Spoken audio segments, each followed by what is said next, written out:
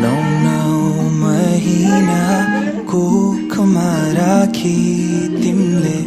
भित्र्यायो मलाई यो संसारमा बोकी जति कठिन परिस्थिति आए पनि तिमीले हुन दिनौ आमा केही पनि तिम्रो माया र ममता पार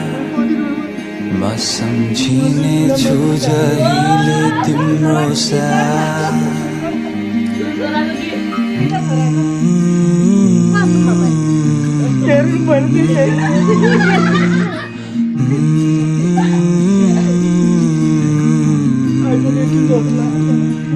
क्षमा पाऊ आमा यदि मबाट गल्ती भए तिम्रो मायाको आभार म आजसम्म बाँचिरहे क्षमा पाऊ आमा यदि मबाट गल्ती भए तिम्रो मायाको आभार म आजसम्म बाँचिरहे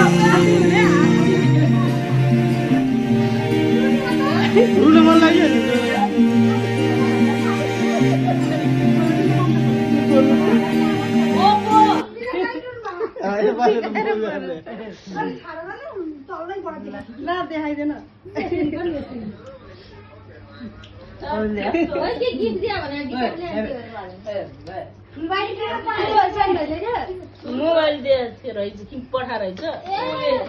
त्यही भएर